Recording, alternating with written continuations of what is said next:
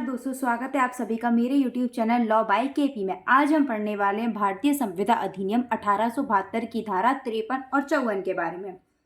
धारा 53 और 54 जुडिशरी के पर्पज से बहुत ही ज़्यादा इंपॉर्टेंट है, लेकिन सिर्फ 3 के पर्पज से, मीन्स के पर्पज से इसमें आज तक कोई भी सवाल नहीं बना है और ना आगे बनने की संभावना है। पर फिर भी अगर लेंथ के हिसाब से इसलिए नहीं बन सकता क्योंकि धारा 55 और धारा 56 जो एक सेपरेट मीन्स का सवाल बनाते हैं, तो ये प्री के पर्पज से बहुत ज़्यादा इंपॉर्टेंट है। ठीक है, अगर हम किसी भी लॉ कॉम्पिटेटिव एग्जाम की तैयारी कर रहे हैं, किसी भी फील्ड में लॉ ऑफिसर की तैयारी कर रहे हैं और वहाँ हमारा इंडियन कॉन्ट्रैक्ट एक्ट 1872 अगर सब्जेक्ट में है, उसके सिलेबस में है, तो फिर आप इन सेक्शन को पढ़िए, क्योंकि इन सेक्शन के इलस्ट्रेशन और इन सेक्शन में से प्रॉब्लम्स बना के पूछी जाती है और प्रॉब्लम में पूछा जाता है कि ये सेक्शन का इफेक्ट क्या होगा या फिर ये जो प्रॉब्लम बनाई इसका इफेक्ट क्या होगा।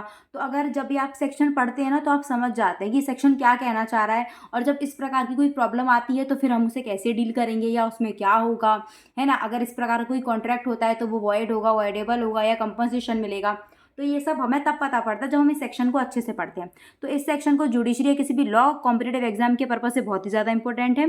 तो हम वीडियो को बिल्कुल भी स्टार्टिंग से एंड तक देखेंगे, बिल्कुल भी स्किप नहीं करेंगे। और वही मेरा पुराना डायलॉग कि अपने हेडफोन ईयरफोन लगा लीजिए, अपना कॉपी पेन नोट्स लेके बैठ जाइए, जिससे कि मैं आपको जो भी अंडरलाइन करूँ उसे अंडरलाइन करें, जो भी नोट डाउन करूँ उसे नोट डाउन करें, या आपको जो भी इंपॉर्टेंट पॉइंट लगता है जो मैं बोलती हूँ उसे आप खुद से भी नोट डाउन कर सकते हैं। ठीक है, तो वीडियो को बिना कुछ भी देरी के हम स्टार्ट करते हैं। सबसे पहले हम पढ़ते हैं बेयर एक्ट से सेक्शन 53। सेक्शन 53 मार्क कर लीजिए, प्री के पर्पज से बहुत ही ज़्यादा इंपॉर्टेंट है जुडिशरी के लिए। ठीक है, जिस घटना के घटित होने पर संविदा प्रभावशील होनी है उसका निवारण करने वाले पक्षकार का दायित्व, मतलब किसी घटना के घटित होने पर हमारी संविदा क्या हो जाएगी, इफेक्ट में आएगी। ठीक है, उसको ही आपने रोक दिया, जो पक्षकार उसे रोकता है उसका क्या दायित्व होता है। ठीक है, जैसे कि मैं आपको बोलूं ए और बी एक कॉन्ट्रैक्ट करते हैं। ठीक है, बी बोलता है कि तुम मुझे 1000 रुपये देना और मैं तुम्हारे लिए कुछ एक काम है उसे एग्जीक्यूट करूंगा। ठीक है, मैं तुम्हारे लिए कुछ एक फिक्स काम है या मैं तुम्हारे लिए कुछ वर्क करूंगा, तुम उसके बदले मुझे क्या दोगे, 1000 रुपये दोगे। और जो बी है ना वो अपना काम करने के लिए बिल्कुल तैयार भी है, लेकिन ए जो करता है ना वो उसे काम करने से रोक देता है। क्या कर देता है, वैसा करने से रोक देता है, क्योंकि वो जानता है अगर ये काम करेगा तो मुझे से 1000 रुपये देने पड़ेंगे। ठीक है, तो वो उसे ऐसा काम करने से रोक देता है। अब वो उसे रोक देता है तो ये जो बी है उसके विकल्प पर, उसके ऑप्शन पर जो ये संविदा है ना वो शून्य करणीय हो जाती है, यानी वॉइडेबल हो जाती है। वॉइडेबल का मतलब क्या होता है कि बी के पास दो ऑप्शन है, चाहे तो वो उस कॉन्ट्रैक्ट को वैलिड बना रहने दे और चाहे तो वो उस कॉन्ट्रैक्ट को क्या कर दे, रिसाइंड कर दे या कैंसिल करा दे। ठीक है, हम जानते हैं कि वॉइडेबल कॉन्ट्रैक्ट एक ऐसे कॉन्ट्रैक्ट होते हैं जो वैलिड होते हैं अनटिल उन्हें वॉइड या फिर उन्हें रिसाइंड या फिर शून्य कैंसिल रद्द नहीं किया जाए, तब तक वो कैसे होते हैं, वैलिड होते हैं। ठीक है, तो इसमें जो एक पक्षकार होता है वो दूसरे पक्षकार को रोकता है कुछ करने से। ठीक है, क्योंकि वो जानता है अगर इसने कुछ कर दिया तो फिर ये संविदा कैसी हो जाएगी, प्रभावशील हो जाएगी, फिर मुझे करना ही पड़ेगा। तो वो उसको ही रोक देता है कि अगर यही काम नहीं करेगा तो मेरे पास तो लाइबिलिटी नहीं आएगी, और जबकि वो रेडी था काम करने के लिए। ठीक है, हम इसे एक इलस्ट्रेशन से समझ सकते हैं। ए है, ये दोनों आपस में कॉन्ट्रैक्ट करते हैं। ठीक है, बी जो है वो बोलता है ए को क्या बोलता है बी, कि मैं तुम्हारे लिए एक वर्क क्या करूंगा, एक सर्टेन वर्क एग्जीक्यूट करूंगा। क्या करूंगा, एक सर्टेन वर्क एग्जीक्यूट करूंगा। ठीक है, बदले में तुम मुझे क्या देना, 1000 रुपये देना। क्या देना, 1000 रुपये। मैं क्या करूंगा तुम्हारे लिए वर्क, तुम मुझे दोगे 1000 रुपये। ठीक है, ये जो होता है वो जानता है कि अगर बी काम करेगा तो मुझे इसे 1000 रुपये देने ही पड़ेंगे। तो ए क्या करता है, बी को रोक देता है कि वो वर्क नहीं कर पाए, कुछ ऐसा काम करता है, वो रोक देता है। और जबकि बी क्या था, वो रेडी था अपना वर्क करने के लिए, वो रेडी था, रेडी एंड विलिंग था, मतलब वो करना चाहता था, पर ए इसे रोक देता है। तो अब क्या है, ये बी के ऑप्शन पर ये जो कॉन्ट्रैक्ट है वॉइडेबल होगा। बी चाहे तो इसे कोर्ट के पास जाए और बोले कि देखो मेरे और इसके बीच में एक कॉन्ट्रैक्ट हुआ था कि मैं इसके लिए एक वर्क करूंगा, ये बदले मुझे 1000 रुपये देगा, बट इसने मुझे वर्क करने से रोका। तो मैं चाहता हूँ कोर्ट की आप इस जो माननीय न्यायालय से मैं विनती करता हूँ, मैं रिक्वेस्ट करता हूँ कि आप हमारा कॉन्ट्रैक्ट जो है ना उसे क्या कराएं, उसका परफॉर्मेंस कराएं। मतलब वो चाह रहा है कि जो हमारा कॉन्ट्रैक्ट है वो वैलिड बना रहे। ठीक है, ऐसा भी हो सकता है। और बी चाहे तो इस कॉन्ट्रैक्ट को कोर्ट में ले जाके क्या करा दे, रिसाइंड करा दे, मतलब शून्य घोषित करा दे। ठीक है, कि अब देखो तुमने मुझे रोक दिया, अब मैं नहीं चाहता, और जो भी इसको नुकसान हुआ होगा उसके बदले हो सकता है तुम्हारे लिए वर्क करना है, तो उसने पीछे 10 वर्क और छोड़े हों, उसको क्या पता कितना घाटा हो गया हो, तो वो उसके बदले कंपनसेट भी तुमसे ले सकता है कि मुझे 500 रुपये का हो गया या मुझे 1,000 रुपये का ही हो गया, तो कंपनसेट भी ले सकता है। ठीक है, और फिर जो ए है ना वो बी को क्या नहीं कर सकता, लायबल भी नहीं कर सकता नॉन परफॉर्मेंस के लिए, क्योंकि तुमने खुद नहीं करने दिया उसे। ठीक है, तुमने खुद नहीं करने दिया। ठीक है, ये क्या होता है, एक रेसिप्रोकल प्रॉमिस ही तो है एक तरह का, कि बी वर्क कर रहा है, ये इसको क्या दे रहा है, ये इसको बाद बदले में 1,000 रुपये दे रहा है, बट जो ए है वो चाहता नहीं है कि बी जो है वो वर्क करे, तो वो बी को रोक देता है, या फिर ऐसा भी हो सकता है कि वो 1,000 रुपये देना नहीं चाहता हो, ऐसा भी हो सकता है, तो वो बी को रोक देता है। अब वो रोक देता है तो बी के ऑप्शन पे ये कॉन्ट्रैक्ट वॉइडेबल है, वो चाहे तो वैलिड कराए, चाहे तो क्या करा दे, उसे वॉइड करा दे, कैंसिल करा दे, कुछ भी करा सकता है। ठीक है, हमने पीछे सेक्शन में, पिछली वीडियो में हमने सेक्शन 51 और 52 में पढ़ा था कि जब कोई रेसिप्रोकल प्रॉमिस होता है तो उसमें जब एक पार्टी को लायबल नहीं किया जा सकता परफॉर्म करने के लिए जब तक कि दूसरी पार्टी रेडी और विलिंग नहीं हो। ये भी इसमें अगर आप देखो तो फॉल कर रहा है कि ये जो है वो बी को लायबल ही नहीं कर सकता। क्यों नहीं कर सकता लायबल? क्योंकि वो खुद नहीं चाहता, उसने रोका। यहाँ पर ए जो है वो रोक रहा है बी को कि देखो तुम मत करो, वो किसी तरीके से रोक देता है, किसी भी तरीके से रोक देता है। हो सकता है उस दिन जानबूझकर खुद नहीं मिले, इसका फोन नहीं उठाए, तो किसी ना किसी तरीके से बी को रोक देता है। पीछे वाले हमने से पिछले जो हमने सेक्शन में पढ़ा था वो क्या पढ़ा था कि इसमें क्या होता है कि बी फोन लगा के पूछता है कि सर सुनो मैं ऐसा कर दूं क्या, और ए बोलता है कि नहीं मैं तुम्हें 1,000 रुपये नहीं दूंगा, तो फिर यहाँ बी खुद से ही परफॉर्म नहीं करता, फिर तुम बी को लायबल नहीं कर सकते क्योंकि तुमने अपना काम करने से मना कर दिया।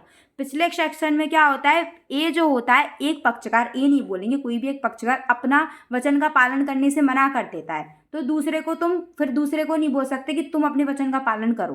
ठीक है, तुम नहीं बोल सकते। इसमें क्या होता है कि जो ए होता है ना वो मना नहीं करता कि नहीं मैं नहीं दूंगा, वो इसको रोक देता है, यहाँ पर रोकना होता है। ठीक है, पिछले वाले जो हम 51 सेक्शन में बात करेंगे उसमें क्या होता है कि ए बोलता है कि मैं तुम्हें गुड्स डिलीवर करूंगा। ए बोलता है मैं तुम्हें गुड्स डिलीवर करूंगा, बी बोलता है मैं तुम्हें 1,000 रुपये दूंगा। ए लगाता है फोन बी को कि मैं तुम्हें गुड्स डिलीवर करना चाहता हूँ, बी कह देता है कि देखो मैं तुम्हें 1,000 रुपये नहीं दूंगा, तो अब तुम इसे लायबल नहीं कर सकते कि परफॉर्म करो क्योंकि तुमने मना कर दिया, तो अभी अपने वचन का पालन करने के लिए आबद्ध नहीं है। लेकिन इसमें क्या होता है, ए मना नहीं करता, बी को रोक देता है कि तुम परफॉर्म नहीं करोगे, क्योंकि उसे पता है मैं इसको रोक दूंगा तो अपने आप हो जाएगा, तो यहाँ कंपनसेट ले सकता है। ठीक है, यहाँ कंपनसेट वो ले सकता है बी।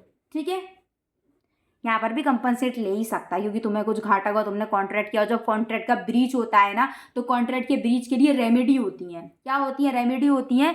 कॉन्ट्रैक्ट में रेमेडी होती है कंपनसेशन की। ठीक है, जो कि 73 सेक्शन से बताई गई है। ठीक है, और एसआरए में रेमेडी होती है परफॉर्मेंस की।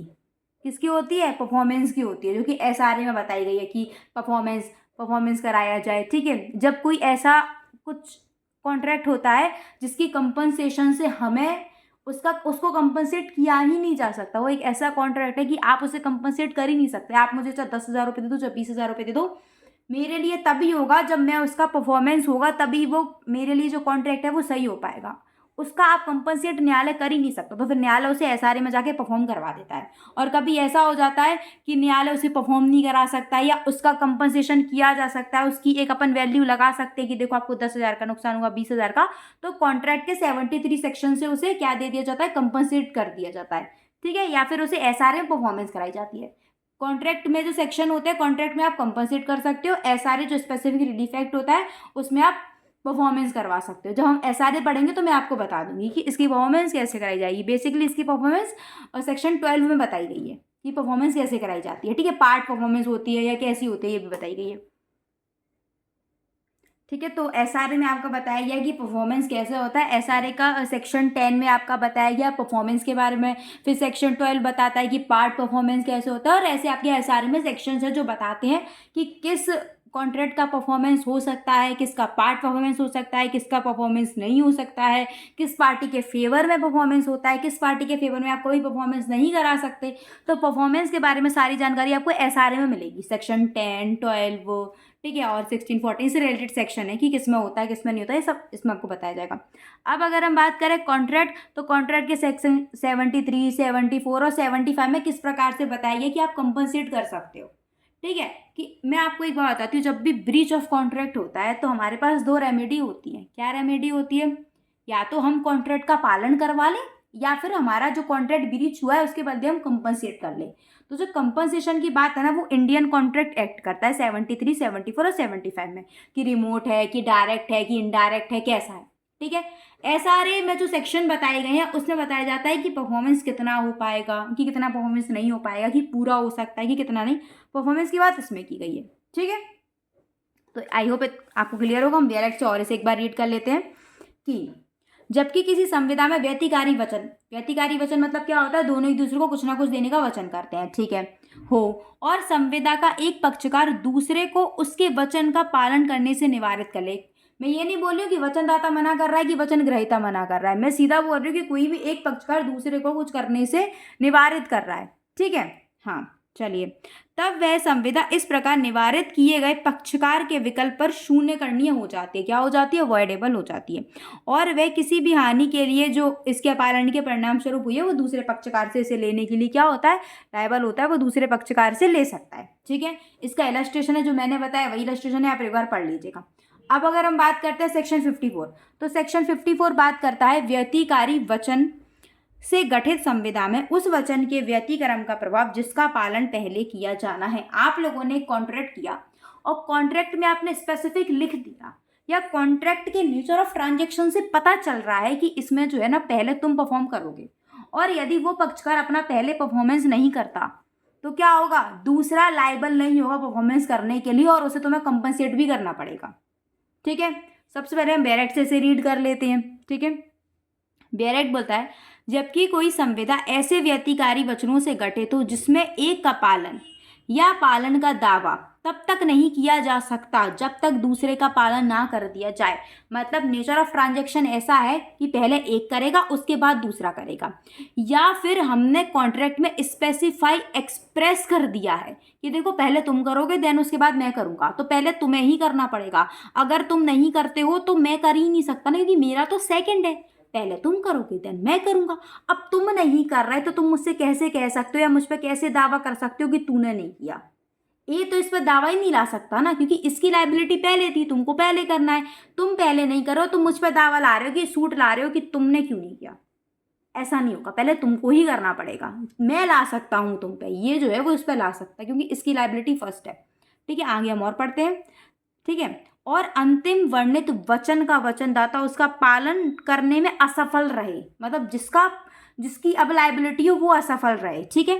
तब ऐसा वचनदाता व्यतिकारी वचन के पालन का दावा नहीं कर सकता और उसे संविदा के दूसरे पक्षकार को किसी भी हानि के लिए प्रतिकर देना होगा। ठीक है।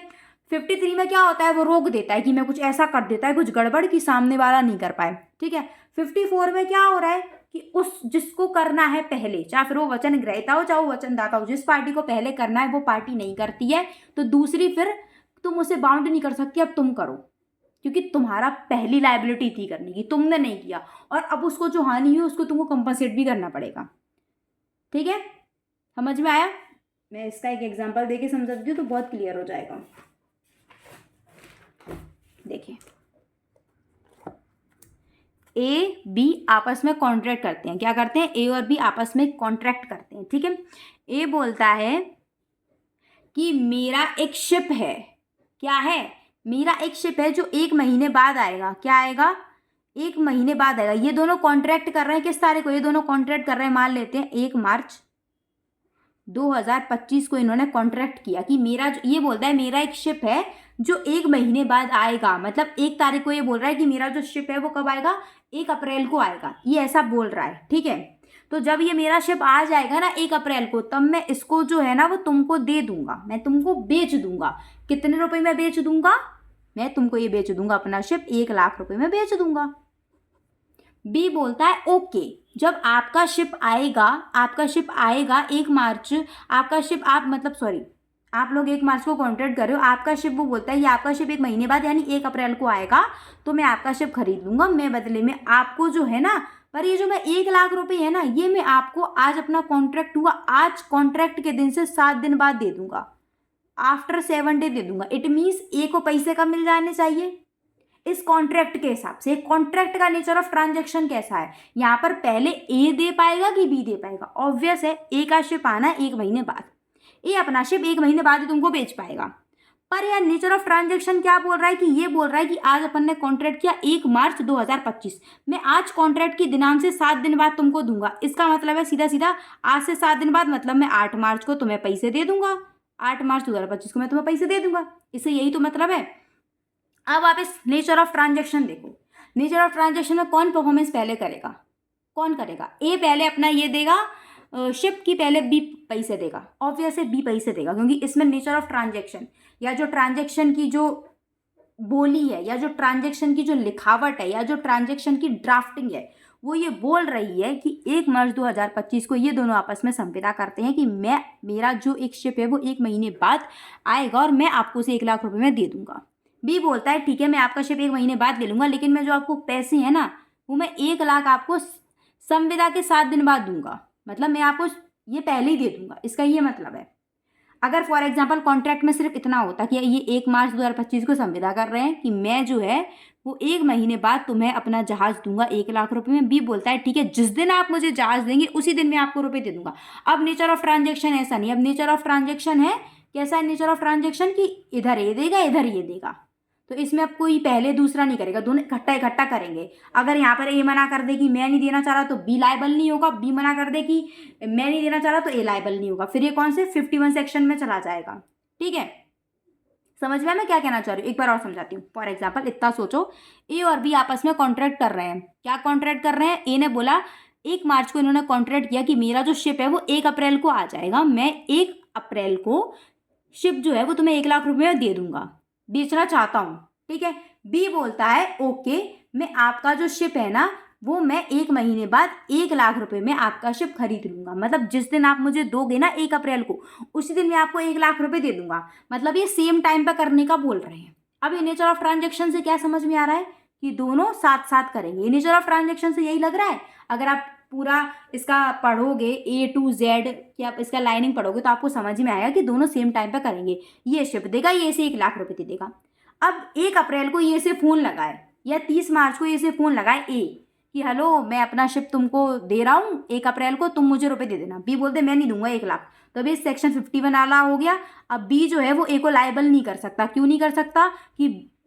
क्यों नहीं कर सकता या फिर ए लायबल नहीं है? क्यों लायबल नहीं है अपना परफॉर्मेंस करने के लिए? क्योंकि ये तो रेडी और विलिंग था, पर जो बी है वो रेडी और विलिंग नहीं है।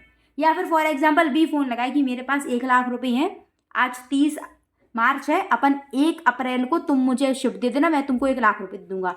ए बोल दे नहीं मैं नहीं देना चाह रहा, तो अब जो बी है ना वो बाउंड नहीं है। क्या नहीं है? बाउंड नहीं है परफॉर्मेंस करने के लिए। क्यों बाउंड नहीं है? क्योंकि जो ए है ना उसने क्या कर दिया, वो अपना वचन का पालन करने के लिए रेडी नहीं है, वो तुमको शिप देने की, तो तुम क्यों रेडी हो गए? ये 51 सेक्शन है। अब हम आते हैं 54 सेक्शन पे। क्या करते हैं? उसका नेचर ऑफ ट्रांजेक्शन कैसा था कि सेम। इसका नेचर ऑफ ट्रांजेक्शन कैसा है? क्योंकि बी ने स्पेसिफाई बोला है कि मैं तुमको आज अपन ने कॉन्ट्रैक्ट किया 1 मार्च को, मैं तुमको 7 दिन बाद यानी 8 मार्च को दे दूंगा। नेचर ऑफ ट्रांजेक्शन बोल रहा है कि पहले बी देगा। अब अगर यहाँ बी हो जाती है 10 मार्च और बी नहीं देता है इसे 1 लाख रुपए, तो अब आप ए जो है ना वो क्या है? लायबल नहीं है। ए को तुम अब सूट नहीं कर सकते इस पे, या तुम अब कह नहीं सकते कि ए ने परफॉर्मेंस क्यों नहीं की, क्योंकि पहली परफॉर्मेंस तुम्हें करनी थी। तुमको पहले 8 मार्च को इसे 1 लाख रुपए देने थे, तुम अपनी परफॉर्मेंस नहीं कर पाए, तुमने अपना जो प्रॉमिस है उसकी नॉन परफॉर्मेंस की, उसका अपालन किया या उसका पालन करने में तुम असफल रहे, उसकी परफॉर्मेंस करने में तुम फेल रहे, तो अब ए लायबल नहीं है अपनी परफॉर्मेंस अपने प्रॉमिस को पूरा करने के लिए। इवन जो ए को इससे कुछ भी घाटा हुआ तो वो तुमसे कंपनसेट भी कर सकता है, क्योंकि नेचर ऑफ ट्रांजेक्शन ये बोल रहा था कि यहाँ पर बी पहले करेगा। ठीक है, क्लियर हुआ?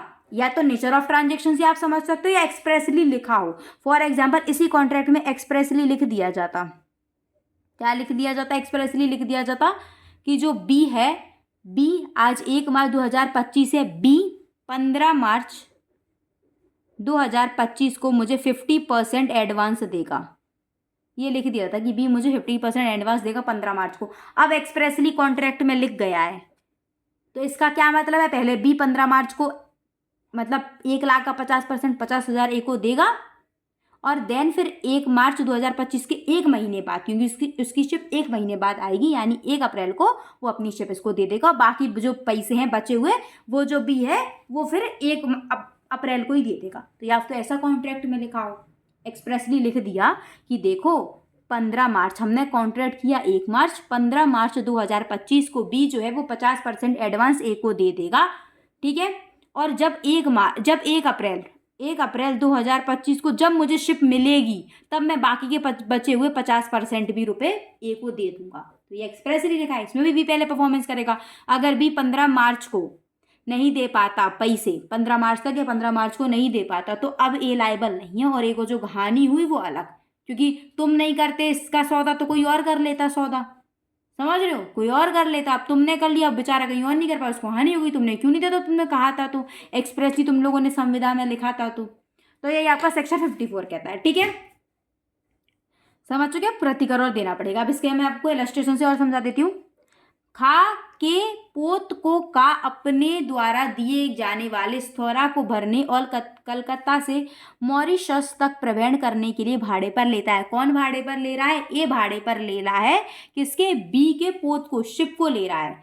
ए हायर करता है बी के शिप को, किसके लिए, कन्वे के लिए, और तुम्हें वो उसके लिए रेंट भी दे देगा, है ना, भाड़े पर ले लेता है। और प्रवहन के लिए खा को अमुक ढुलाई मिलनी है, यानी वो उसे कन्वीनियंस का रुपये भी दे देगा, जो होना है, ठीक है, दे देगा। अब का जो है वो पोत के लिए कोई स्थौरा ही नहीं देता, कोई कार्गो ही नहीं देता, ठीक है। अब खा के वचन का पालन का दावा का नहीं कर सकता, क्या नहीं कर सकता, कि इसने मुझे शिप नहीं दिया, क्योंकि ए ने बोला था बी को कि मैं तुमको कुछ स्थौरा दूंगा, यानी कुछ कार्गो दूंगा भरने के लिए, वो तुमको कलकत्ते से मॉरिशस तक प्रवहन करना है, मैं उसके लिए तुम्हारा जो शिप है वो रेंट पर लेता हूँ, मैं तुमको क्या दूंगा, एक कार्गो दूंगा, ठीक है। मैं तुम्हारा, ए बोलता है बी को, मैं तुम्हारा शिप रेंट पे ले रहा हूँ, और मैं तुमको कार्गो दूंगा, किसके लिए, तुमको कलकत्ते से मॉरिशस तक उसको ले जाना है, बदले में मैं उसके बदले में तुमको क्या दे दूंगा, कुछ कन्वीनियंस जो भी उनका तय हुआ वो दे दूंगा। लेकिन अब जो ए है ना, वो बी को क्या, शिप के लिए कोई कार्गो ही नहीं देता, शिप किसकी है, बी की, ये उसे कार्गो ही नहीं देता। अब जब तुम उसे कार्गो नहीं दोगे तो वो क्या भरेगा, तुम स्थौरा को भरने के लिए तो दे रहे हो, और कलकत्ते से मॉरिशस तक प्रवहन करने के लिए दे रहे हो, तुम जब उसे कार्गो ही नहीं दोगे तो वो क्या कलकत्ते से मॉरिशस तक पहुंचाएगा, नहीं पहुंचा पाएगा ना। अब तुमने उसको कार्गो नहीं दिया, अब तुम गए कोर्ट में, या फिर तुम उसको बोलने लगे कि तुमने मुझे अपनी शिप नहीं दी, तो वो अपनी शिप कैसे देगा, क्योंकि तुमने पहले इसमें क्या बोला है कि मैं तुम्हारी शिप को ले रहा हूं, किसके लिए, कार्गो को भरने के लिए। तुम पहले उसे कार्गो तो दो, ठीक है, तुम उसे जो चीज चाहिए वो तुम उसको दे नहीं रही, ठीक है, तुमने उसको दी नहीं, अब तुम उसे क्यों उसके ये वचन का पालन भी नहीं कर सकते, और प्लस जो उसे तुम्हारे चक्कर में हानि हो तुमको उसका भी कंपनसेट उसे करना पड़ेगा, ठीक है। हम लोग एक और ले लेते हैं एग्जाम्पल सेकंड। ए एक नियत कीमत पर कोई निर्माण कार्यक्रम मतलब कोई निर्माण कर्म निष्पादित करने के लिए खास कॉन्ट्रैक्ट करता है। ए जो है वो बी से कॉन्ट्रैक्ट करता है कि मैं तुम्हारे लिए कोई एक अच्छा सा कंस्ट्रक्शन करूंगा, या मैं तुम्हारे लिए कुछ करूंगा, ठीक है, ठीक है। वो ये बोलता है कि मैं तुम्हारे लिए एक फिक्स प्राइस पे कुछ अच्छा सा कुछ एग्जीक्यूट करूंगा, कुछ काम करूंगा, ठीक है। उस कर्म के लिए आवश्यक पार्ट और कास्ट जो है वो खा द्वारा दिया जाना है। खा ने बोला, या फिर उस कॉन्ट्रैक्ट में लिखा है कि इस काम के लिए जो भी मुझे इसेंशियल चीज़ें पड़ेंगी ना, इसेंशियल थिंग्स की नीड पड़ेगी ना, वो तुम मुझे दे देना, ठीक है। ए और बी कॉन्ट्रैक्ट करते हैं। ए बी को बोलता है कि मैं तुम्हारे लिए कुछ अच्छा सा बना दूंगा, कुछ अच्छा सा बिल्ड करूंगा, एक अच्छा सा क्रिएशन करूंगा तुम्हारे लिए, ठीक है, या तुम्हारे लिए कुछ मैं कंस्ट्रक्ट करूंगा, तो मुझे उसमें जो भी ज़रूरत पड़ेगी ना वो तुम मुझे ला के दे देना। बी बोलता है ओके। इस आपको नेचर ऑफ ट्रांजैक्शन क्या दिख रहा है, क्या दिख रहा है, इससे क्या समझ में आ रहा है कि ए काम कर देगा, एक पहले काम करेगा कि बी उसको पहले चीज़ें ला के देगा, तभी तो वो करेगा। मुझे सब्जी बनानी है और मैं बोलूँ कि मैं सब्जी बना दूंगी, तुम सब्जी ले आना, तो मैं सब्जी बनाऊंगी कि पहले सब्जी लेके आएगा वो मेरे लिए, ऑब्वियस है पहले वो सब्जी मेरे लेके आएगा, और सब्जी मैं काटूंगी धोऊंगी तब मैं बनाऊंगी, समझ रहे हो। मैं बोलूँगी आज मैं मटर पनीर की सब्जी बनाऊंगी, तुम ना मटर और पनीर ले आना। अब वो आए और बोले तुमने मटर पनीर की सब्जी क्यों नहीं बनाई। नेचर ऑफ ट्रांजैक्शन क्या बोल रहा है कि मैं मटर पनीर की सब्जी तब बना पाऊंगी जब मेरे लिए उसके पास मटर और पनीर हो, और मैंने तुमको क्या बोला कि तुम जब 6 बजे आओ तो मेरे लिए मटर और पनीर लेके आना। तो इसका नेचर ऑफ ट्रांजेक्शन कैसा है कि मैं मटर पनीर पहले बना दूँ कि वो पहले अपना परफॉर्मेंस करे, वो पहले अपने वचन का पालन करे कि मैं मटर और पनीर ला के दूँ। वो पहले मुझे मटर और पनीर ला के देगा, उसके बाद मैं बनाऊंगी। इसमें ही ऐसे इन ने और कॉन्ट्रैक्ट कर लिया कि मैं तुम्हारे लिए कुछ करूंगा, पर जो मुझे उसके लिए ज़रूरत चीज़ें पड़ेगी ना वो तुम मुझे ला के दोगे। बी ने बोला ओके मैं ला के दूंगा, पर बी उसको ला के नहीं देता। तो अब क्या होगा, बी ने पहले अपने वचन का पालन ही नहीं किया, तो अब तुम ए पे दावा नहीं कर सकते कि उसने तुम्हारे लिए कुछ बनाया नहीं। वो तुम्हारे लिए बनाएगा, उसके पहले तुमको उसको जो ये चीज़ें ज़रूरी हैं वो ला के देनी पड़ेंगी। तुम उसको ज़रूरी चीज़ें ला के नहीं दोगे तो वो तुम्हारे लिए नहीं बना पाएगा, और फिर तुम उससे कह भी नहीं सकते कि तूने मेरे लिए क्यों नहीं बनाया। प्लस उसको जो हानि होगी वो तुमसे अलग ले लेगा। ठीक है, इसे आप अपने दिमाग में समझ सकते हो। मम्मी क्या होते हैं, तो पहले क्या होता है, मम्मी बोलती है कि सुनो आज ना अपन कुछ अच्छी मतलब कुछ भी सब्जी बनाएंगे तो वो तुम मेरे लिए ले आना। तो पहले क्या होगा, पहले मम्मी सब्जी बनाएंगी, पापा पहले लेके देंगे, पापा पहले लेके देंगे, फिर मम्मी बनाएंगी। यदि पापा पहले लेके नहीं देते तो क्या पापा मम्मी पे चिल्ला सकते हैं? बिल्कुल भी नहीं चिल्ला सकते कि तुमने सब्जी क्यों नहीं बनाई। मम्मी क्या बोलेगी, मैंने तुमको बोला था कि ऑफिस जाने के पहले मुझे सब्जी दे जाना, तुम मुझे क्यों दे के नहीं गए? अब तुम मुझे सब्जी दे के नहीं गए, अब मैंने नहीं बना पाई। तो पापा कुछ कह भी नहीं सकते क्योंकि यहाँ पर पापा को पहले काम करना था, सब्जी ला के देनी थी, उसके बाद मम्मी सब्जी बनाती। ठीक है, अब इसके बदले कुछ घाटा हो जाता है। घाटे का मतलब होता है कि मम्मी अब सुबह से भूखी हैं या बच्चे सुबह से भूखे हैं, तो पापा को कंपनसेशन देना पड़ेगा, मतलब शाम को सबको होटल में ले जाके खिलाना पड़ेगा। ये इजीली समझ में आ गया होगा ना, अपन एक डेली लाइफ से इसे कनेक्ट करके देख सकते हैं। ठीक है, अब उन्हें कंपनसेट में क्या करना पड़ा, अपनी बीवी अपनी पत्नी को और अपने बच्चों को होटल में ले जाके खिलाना पड़ा। ये कंपनसेशन हो गया, क्योंकि क्या हुआ था, उसने वो पहले बोला था मम्मी ने कि सब्जी ला के दो, तुमने क्यों नहीं दी। अब तुम मम्मी पे चिल्ला भी नहीं सकते क्योंकि वो तो बाद में बनाएंगी, पहले तुम ला के दो। ठीक है, तो आपको क्लियर हो चुका है। तो 53 54 प्री के पर्पज से इतनी इंपॉर्टेंट है। इसमें आपको ऐसे ही आपसे पूछा जाएगा और देन आपसे पूछा जाएगा कि ये कॉन्ट्रैक्ट है, ये कॉन्ट्रैक्ट ना वॉइडेबल है, ये कॉन्ट्रैक्ट किसके ऑप्शन पर वॉइडेबल है। ठीक है, कि कंपनसेट इसमें देना पड़ेगा या कंपनसेट इसमें नहीं देना पड़ेगा। ठीक है, इसमें आपको पूछा जाएगा कि अगर कोई पक्षकार रोक देता है तो प्रतिकर भी देना पड़ता है और आपकी जो शून्य करनी भी हो जाती है। ठीक है, लेकिन इसमें क्या होता है, डिफ़ॉल्ट होने पर जो आपको अपना वचन का आपने पालन नहीं किया, इसमें आपने सामने वाले को रोक दिया था, आपने क्या उसे रोक दिया कि देखो तुम ऐसा नहीं करोगे, इसमें आपने उसको रोक दिया था, आपने उसको ऐसा कर दिया था कि नहीं तुम नहीं कर पाओगे, तो ये शून्य करनी आ जाती है। इसमें आपने रोका नहीं, इसमें आपने उससे कुछ नहीं कहा। हाँ ठीक है, आपने खुद अपना जो पार्ट था ना उसे परफॉर्म नहीं किया, अपने साइड से जो प्रॉमिस था ना उसे परफॉर्म नहीं किया। ठीक है, तो इसमें आपको कंपनसेट देना पड़ेगा। ठीक है, अगर आपको वीडियो अच्छी लगी हो तो वीडियो को लाइक कीजिए, चैनल को शेयर और सब्सक्राइब कीजिए, और आपको कुछ भी समझ में नहीं हो तो मुझे कमेंट कर दीजिए। Till then bye bye.